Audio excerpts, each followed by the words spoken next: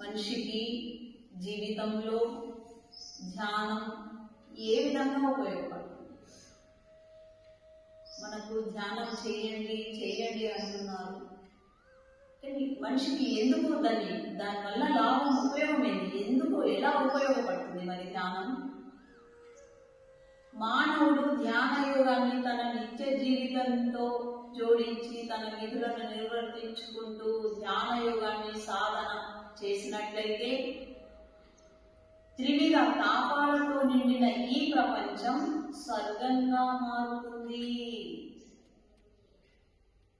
టెన్షన్లతోటి వృత్తిపరంగా, వ్యాపార పరంగా, ఉద్యోగ పరంగా, సంసారిక పరంగా, మానసికంగా అన్నిటికీ ఒక ధ్యానం స్వర్గంగా ధ్యానం చేస్తే మనకన్నిటికీ స్వర్గంగా మారుస్తుంది. నిజానికి ఈశ్వరుడి నుంచి విముఖం కావడం చేతనే ప్రపంచం దుఃఖమయం, యాతనమయంగా కనిపిస్తుంది. ఎందుకు దుఃఖాలు అనుభవిస్తున్నాము? ఎందుకు ఇంత టెన్షన్లు అవుతున్నాయి అంటే దీనికి కారణం ఏంటి? మరి దుఃఖాలు ఎందుకు అనుభవిస్తున్నాయి అంటే మనలో ఉన్న ఆత్మ ఈశ్వరుడు అంటున్నాడు బాబా. ఈ ఆత్మ ఈశ్వరుడికి నువ్వు దూరం అవుతున్నావు. ఎందుకు దూరమైనావు? నువ్వు ధ్యానం చేయడం లేదు. ఆత్మ జ్ఞానం వినాక నువ్వు దుఃఖాలను పొందుతున్నావు. అలా ఇక్కడ చెప్పు.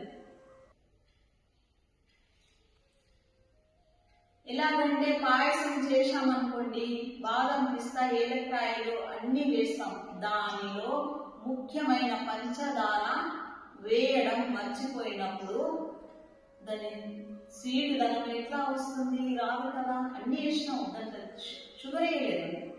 అలాగే ఈనాటి మానవుడు ప్రాపంచిక వ్యవహారంలో పడి దుఃఖాలను కోరుతూ దేవుణ్ణి అంటూ ఉంటాడు, ఇది నా కర్మ, ఇది నా అదృష్టం అనుకుంటూ దుఃఖంలో మునిగిపోతున్నాడు.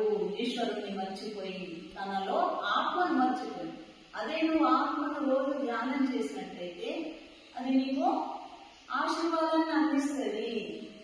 మనం ఉదయం నిద్ర నుండి లేచి నడిచినప్పుడు శ్వాస ఎవరు తీసుకుంటున్నారు? మన లోపల శ్వాస ఎలా నడుస్తుంది అది నువ్వు గమనిస్తే ఆ దేవుడి ఆశీర్వాదం, ఆత్మదేవుడి ఆశీర్వాదం ద్వారా మనము నడిపిస్తుంది.